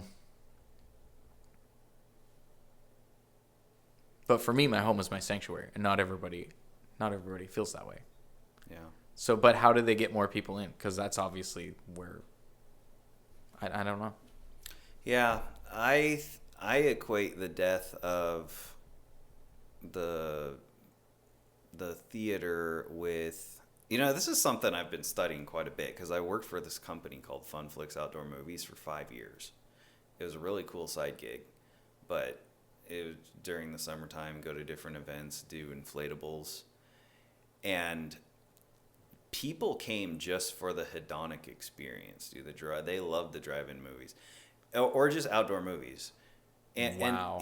And that sounds awesome. It's interesting because I'm like, okay, people like the hedonic experience, and people are coming in big rows to this. And I learned a few things. I learned that, one, the drive-in movie theaters died because of movie rights. Dude, movie rights is such a bitch, dude. Fuck Hollywood and fuck those movie rights, dude. They take 50% of ticket sales, or it's $600. So, like, you have to pull a lot of ticket sales just to make it worth a profit. Mm-hmm. And have a lot of good hookups with the right venues. And running a drive-in is not easy if you just set one. I mean, if you already have an established drive-in with the you're boards, permitted and everything. Yeah, you're good. But it's the movie rights, man, because the movie rights are a bitch. But people like that. I equate the death. I'm starting to think the death of the theaters is coming because of the death of cable. Because cable television was at one point the only form of information, and we were being inundated with trailers of commercials for movies, and now we don't see that unless a studio pays ads in social media to push it in front of you, which you could then, but it's still not going to serve it in front of you if it wasn't a movie that Facebook thought would be in your range demographic, right? Right. So it would totally negate the 6-year-old kid movies. So you wouldn't see those. So you wouldn't know they were there to begin with. So if you saw one that you thought was like, oh, that might be a really funny movie, you'd go, you'd be like, oh, hey, randomly, hey, let's go watch it. Well, and demographics are interesting because I think movie demographics change. Like right now, I watch only kid-friendly shows. Like that's it. Mm-hmm. That's I have a child, and like I don't consume media would be inappropriate for my child. Like it's a bonding experience. Mm-hmm. So there are things that we can enjoy together. And honestly, I think some of the modern kids shows, they have elements that appeal to a broader audience. So I think that's been an intelligent move on their part. Like there are little elements where I'm like, that's hilarious, and there's no way that my son would like have the context required to pick up on that. So it's like their little way of letting you know, like, we know you're watching with your kids, so we'll throw this in like just for you, so you can get like a little extra chuckle out of it too. Mm-hmm. And I think that's a really smart to consider the full range of their consumer experience across the demographics that are going to be engaged with that. Like, probably not going to have a lot of like teenagers necessarily watching, some of the stuff, but like I'm like, wow, I'm watching stuff that I was like, there's no possible way I would ever, except it was for my kid, and I'm like, I feel like a richer human being because of it, because of like the elements that are woven in and like the way they do it now. Like they've evolved. Mm-hmm. Yeah, and it's really cool to see how these creative people have done this stuff. For example, I got turned on to this puppet show called SML. Anyway, it's pretty raunchy comedy, but I got turned on to it because I went to Maine to visit my sister over the summer, and I was there with my nephews, and my nephews are like 12 and 14, 12, or whatever, in that age range. And they're watching a puppet show in the main TV downstairs. I thought it's a kid's puppet show. Like, I don't really pay attention to it. And then I started listening to the words of what they were saying. I'm like, oh my God, what did they? No. And then I'm like, oh wow, this is a raunchy, and then I see how they're doing it. They're doing it reverse. They're getting adults to watch, and I've been binging the shit out of their show now because it's adult humor codified in a kid show that kids watch in front of the adults secretly, and then the adults catch on to it, and then they watch the show. Okay, so literally that's the reason I won't let my son consume any media without me right there, because there are things like where it's just like I'm like, are even the commercials, you're like, are you freaking joking me? Yeah, and it's crazy what people can get away with. And what they can get away with, some crazy racist stuff on, like, man, you couldn't have gotten away with that with, Family Guy couldn't have gotten away with that. No. But you guys and are especially toddler stuff. Like, it's gotten better now that, my son's a little older, and we're, watching stuff that's for older kids or more, I don't know, not toddler. When my son was really little, we were watching stuff like Coco Melon.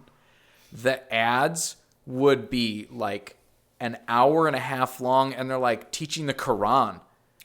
No, and I was like, "Are you? What?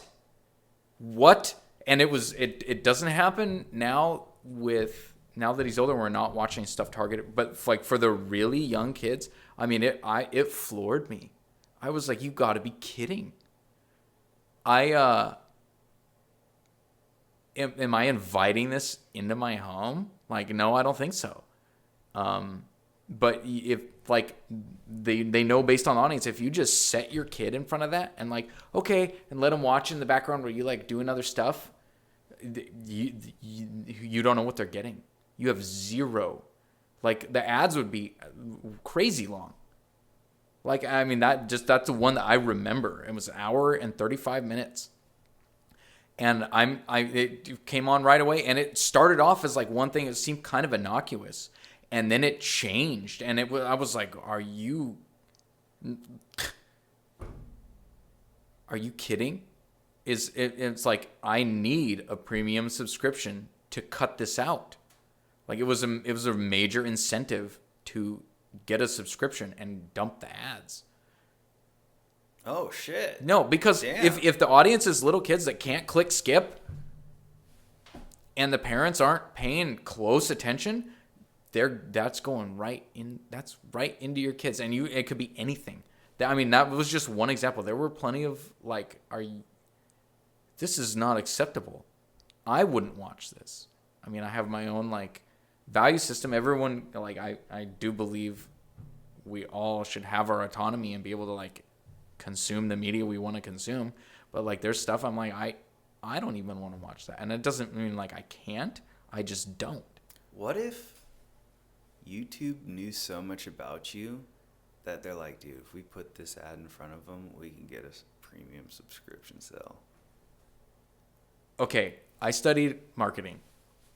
That wasn't my major. That wasn't my focus, but enough marketing that I would not at all say that's impossible. I don't want to say maybe it was deliberate, maybe it got past their filters, blah blah blah. There's plenty of cleverly disguised stuff in the world, and I was I mean, who knows? Either way, they got a subscription out of it, so it worked in their favor anyway. And if it was a bad actor doing it or someone trying to like just obfuscate what they were really trying to do, at least I was paying enough attention to catch it and then navigate around it. So that was no longer something I was just letting happen blindly. Like, but if, like I don't want to think it was, you know, a deliberate like, oh, if we just show terrible ads, like absolutely horrible ads, like I mean some of this stuff, I mean like gory, bloody, violent games, like the level of gore that like makes me uncomfortable, and I'm like, not even one. Like this media is not made for kids that have the alphabet. Like it's like Gaga Goo Goo is like the content of the show, maybe like one or two letters, and it's just boom, like full on gore, just pops. Really, like what's the purpose? I get upset about that. Like I don't want to get like I'll get all impassioned, but like that bothered me enough to do something that was within my control to do to avoid that going forward for me. And what really bothered me is I know that not everyone has the bandwidth or the desire, or they live a life that's involves them like doing other things, and they're like, okay, well, I'll let my child watch for a little bit while I go, you know, fold the laundry, whatever, right? And they're doing something else. And that is just coming in unfiltered. And that bothered me, just knowing that is an inevitable result of this existing like this. Mm-hmm. Like there are kids seeing stuff that I personally don't think should be seen. I know it desensitizes you to crazy stuff, and then you're like, oh, you know, we need gun control. Well, how about we just don't show 1-year-olds the level of gore in advertisements that's like that desensitizes them to the point where they may not have the same sense of like they don't know what that is.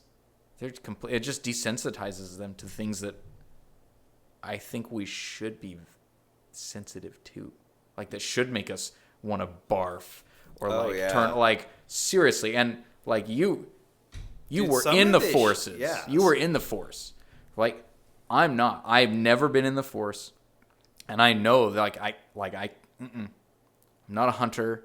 Like there would be a big like I would have to overcome a lot of like, because I'm not desensitized to that. I don't watch gory movies. I don't play gory video games and stuff. That's just personal choice. But I think like I saw a horror movie one time. I think it was Saw. Last horror movie ever. Like I was like, nope, not for me. Never again. I never watched another horror film again. The level of gore and like was so much. I just went, I think this is beyond what humans should be deliberately subjecting themselves to. That's just my belief and what I came away with it. So for me, I made the choice to not subject myself to that. Because I don't know how that manifests in your life. Yeah. Or maybe it doesn't. Maybe we can compartmentalize. But I've learned enough about the way people think that it affects you. Well, yeah, especially as a little kid. I remember when I was really little and I watched Indiana Jones, Raiders of the Lost Ark, or maybe it was Temple of Doom, one of the ones, and there was like some gory scene where the dude is scored by a pike. I look at it now, I'm like, man, that was a cheesy scene. But back then, that scared the shit out of me when I was a kid, and I had a lot of nightmares and like in a big imagination, and so I can see that, and the level of gore now is pretty crazy.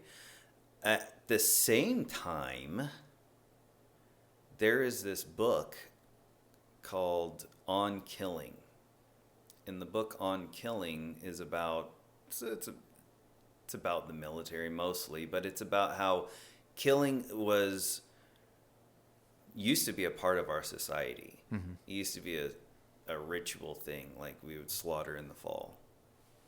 Every fall, like harvest time, or yeah, and all the but now we don't have that. We outsource our killing, we outsource the butchering and the slaughtering, and I don't know, so there's a theory that people had that we had this killing, and that's it's certainly been removed from our society, this just-in-time society where you get your pizza, but you don't think about, well, you have to slaughter the cow, you have to butcher the cow, and not only that, it's just like Wealth of Nations, you had to know how to make. One man has to know the trade of many men. mm-hmm. So you have to know how to make soap. You have to know how to make, do your leather tanning, make all that crap.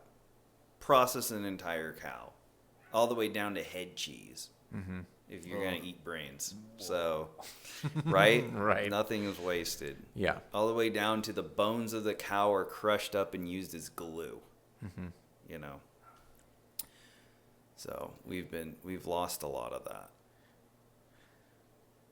Yeah, and again, like this is like a personal thing too. For a while, I thought, because I do think about where it came from, where food came from. Like my son, he knows where, like, fish is not something you buy in the supermarket. It's something that comes from the ocean, or comes from a river, or comes from a lake. Like, he's had the experience of catching a fish, gutting it, like scaling it, like seeing it alive, and now it is no longer alive. Because exactly for that reason, I want him to appreciate where food comes from, like what it is that there is a cycle. Mm-hmm. Like there is what's the word? It's anyway, there's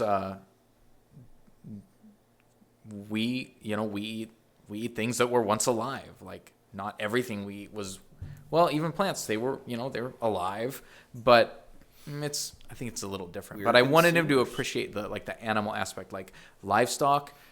Yeah, they're great, and people like, oh, sheep and cows, and the cow goes moo. Well, yeah, and the cow also goes sizzle. Like, you can appreciate that too. Like, I was a vegetarian for 10 years, like a strict one, because I did the thought exercise and went, okay, if I can't butcher it myself, then I don't think I should have someone else do it for me, and I can't feel good about that. I've since come to terms with that, but for 10 years, I was like, you know what? If I wouldn't do it, I don't feel right about paying someone else to do it. If I don't feel good about doing it myself. And then my son was born. I'm like, well, I'm not going to raise him like vegetarian. I want him to get like the full nutritional profile.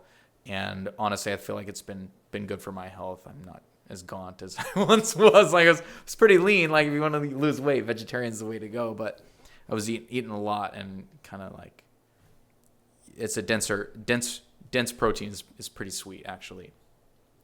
So I don't know. I think as a society we've become fairly disconnected from that.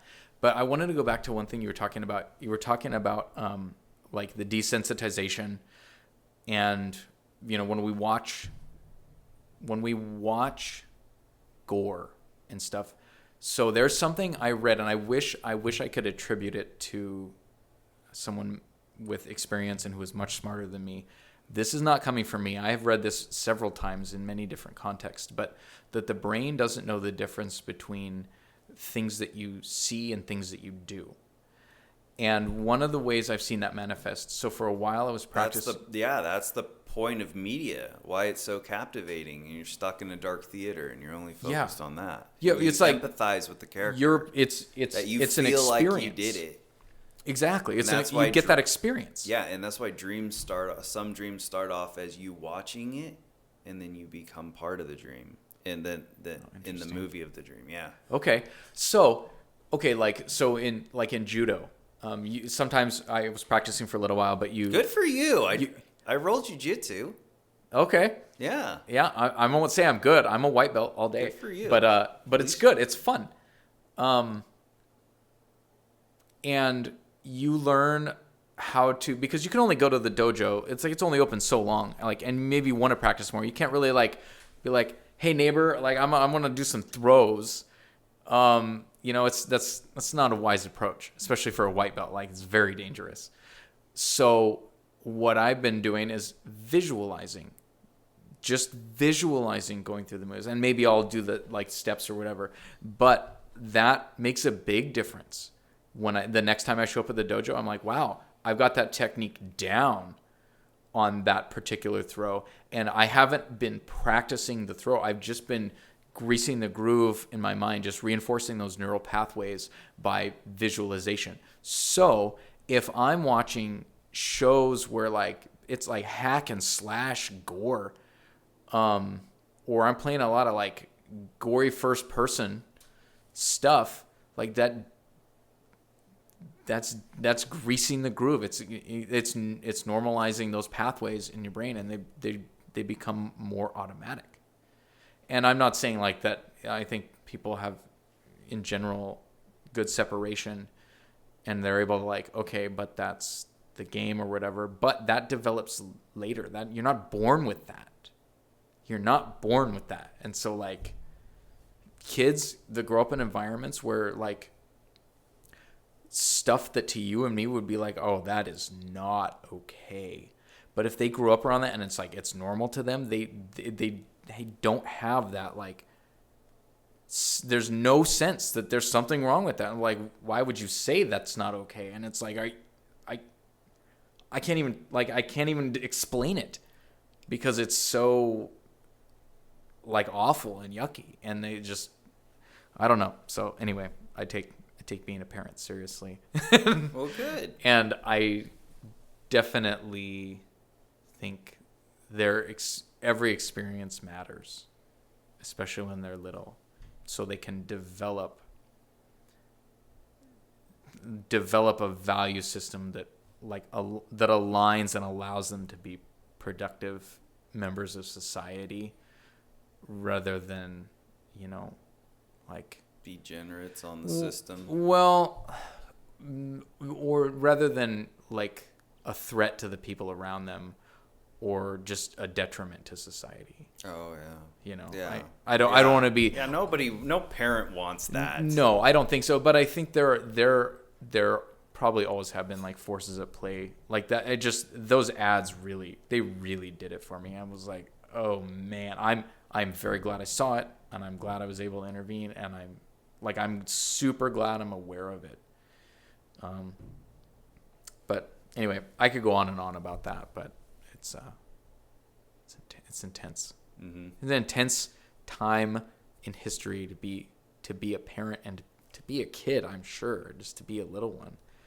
It's just, the world is different, In 1983, it was awesome, man. We were having a blast. Like, you go run outside, Spokane, you didn't have to fear for your kids, by and large. And now it's not the same world. That's all. It's developed a lot, and I've seen photos and heard stories of people who used to live in Spokane Valley. I lived in Wenatchee when I was a kid, but even Wenatchee, from where I was a kid, like the orchards, we had the cherry orchards, and those have all been sold off and developed into homes. So, man, it changes. It does, and I don't think all change is bad. It's just, it's growing pains. It's different. People tend to be resistant to change. Yeah. I like Spokane Valley. It's not a bad place. I grew up in what is now the Valley. It wasn't the Valley then. It was before it was separated from Spokane. So It's technically Spokane, but it is not Spokane now. Gotcha. Wasn't that, yeah. There was no rush hour here then either. And I took the city bus to school. Dang. And it was fine. Like A-OK. I would not dare send a kid to school on the city bus now. Yeah. No, my son and I went on the bus once. I wanted him to have the experience. And I don't want to say I regretted it, but he's the one who told me, Papa, I never want to do that again. Damn. And I was like, yeah, we won't. I just wanted you to experience what that was like. That's all. And it was an experience. Like, now that's a motivation to get a car and work hard and Right. save up and get a car and get your license so you don't have to take the city bus. Yeah. Yeah, that's insane, man. Well, what do you think is going to be the future of jobs? Honestly, I wish I knew. I wish I knew. I think AI is going to be either the singularly most uplifting thing we've ever done to uplift the human experience and allow us as human beings to focus on what we are best at and in the ways that we are best at approaching problems, and augmenting that with technology. Like, I like to think of it like a mech suit where you're like, now your brain has more capabilities, or it can do things faster, or you can iterate quicker and get to a better result faster. But I think it's also possible that if we start adopting AI as like a shortcut to bypass human effort and still create something of value that we can monetize, and totally basically like cutting out the social contract of business, like cutting out the place in society where you are providing jobs and stability for the local economy rather than just only yourself. I don't know. I think it can be bad. Like really, really bad overall, when the ripple effect of fewer people with an income spending less disposable income on things, and then that reduces those manufacturers or those retailers' disposable incomes, and then it ripples out because of the way everything's so intricately connected. So I don't really know. I could guess, or I could like think of all kinds of different ways it could be. I just think it's changing. I think there's a great upskilling that's happening. You know, there are some big layoffs and stuff that have been announced, and I know for me, I've been just upskilling and adding credentials but being strategic about it. I know other people who have just credential grabbing. Seems like falling into a perpetual student trap. But I think there's just the labor market is shifting in a way that requires people to niche strategically. Like either develop niche skills or develop a narrative around their niche skills that really clearly paints a picture of the value that they deliver. I don't think it's like, look at all these credentials I have, I'm a good fit, hire me. It's not like that anymore, in my experience. It's more like, these are my credentials, and then you're expected to demonstrate that, like validate it through a case study or whatever. And some of them are pretty intense. And so there's just more hops, more eyes on you, and like, okay, are you really competent, or did you just find a pay-to-play credential that looks good on paper? Mm-hmm. Right? And I think that's just a shell shock because a lot of people it hasn't been that way. Like, I've never had to work so hard for a job before. Like, not at all. Yeah. Not at all. Like, it has been like, I put in my application and like, we have a phone conversation and then I'm working like the next week. That's like unheard of right now. And I don't know, maybe in certain industries or certain sectors or with certain skill groups, that's the case. But in my experience now with some advanced credentials, that's not the case at all. Like, not that I would expect it to be, but I didn't expect it to be this difficult. And basically every couple of weeks, it seems like I'm like, maybe I should get that credential, or maybe I need to add that. So I have to be strategic though, and go, no, I need to be very specific about the role I'm targeting. I don't think you can say I'm looking for a job. You need to get really specific about exactly like what kind of company, what industry, and what role or group of roles would be the best fit for you is what I think. I think that's how it's changing right now. I think we're a fully gig economy now. Almost like 70% gig economy. The only Would you consider contract work, gig work, like? Yeah. Okay. Then you might, honestly, that's been something that's been tough for me to swallow because I've seen that too, like Tech Systems. Have you heard of them? So they're kind of like a recruiting agency, but the way their business model works is you are technically an employee, a W-2 employee, but you're under a contract that they have with a client who's probably in the Fortune 500. But then that is a contract, and then they give you W-2. You're employed under Tech Systems as a W-2 employee, but you're housed inside of a contract. Mm-hmm. So it takes away some of the weird tax implications of being a 1099, but you're still a contract employee. Like, it's not permanent employment. It expires by contract when you sign on with them. It expires when the 1099 contract is up, unless it gets renewed. Kind of a thing. I don't know. I just came to understand that recently, so it's probably not a well-developed way of explaining it. I guess what I mean with the gig economy is people have 3 careers. It's very common. Yeah, I've heard. They have 3 careers. You got your side You thing. have to have 3 careers. You got your 9 to 5. It's all gigs. Yeah. Like, you know. Oh, you mean like what? Like, just for the sake of argument, like what? Like Uber and DoorDash and something you could like work that. You could work a job. Some people call it working 2 jobs, or now it's just Uber or DoorDash, or work a part-time job or Lime scooter recharging, like or just okay. Yeah, so there's all sorts of gigs. Yeah, the gig economy. It's an interesting thing.